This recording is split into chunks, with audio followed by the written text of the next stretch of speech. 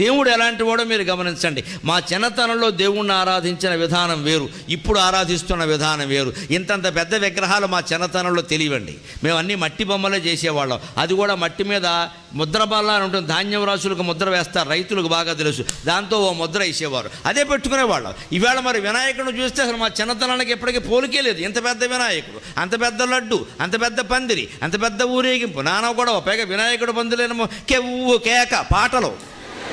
వినాయకుడికి ఈ కేక్కి సంబంధం ఏంటి?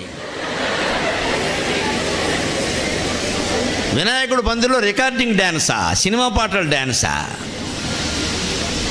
వినాయక చవితి నవరాత్రి ఆధ్యాత్మిక ప్రసంగం, హరికథ, ఒక నాటకం పర్వాలేదండి. అమ్మాయి చూసింది, అరనవ్వే నవ్వింది, మత్తప్పి కుర్రాళ్ళు మంచాన పడ్డారు. ఎవడు వినాయకుడు పడ్డాడా? ఈ పాట వినాయకుడు పందిరిలో ఏంటండి? ఎంత దరిద్రంగా ఉంది పరిస్థితి. దేవీ నవరాత్రులు, వినాయక నవరాత్రులు, క్రిస్మస్సు లేదా మహమ్మద్ ప్రవక్త పుట్టినరోజు జరిగినప్పుడు ఇవా పాటలు. ఆ మహానుభావుల్ని మనం గౌరవించాల్సిన విధానం అదే.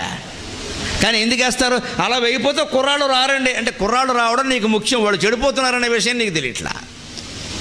కుర్రాళ్ళు రావడం నీకు ముఖ్యం, ఎందుకంటే పెద్ద ఎక్కువ మంది వచ్చారు, మేము పెద్ద పందిరి వేసాం, బ్రహ్మాండంగా నడిపాం అని చెప్పుకోవాలంతే. వినాయకుడు అక్కర్లేదు, భక్తి అక్కర్లేదు. అలా మార్పులు వచ్చినట్టే ప్రతి దాంట్లోనూ వస్తాయండి.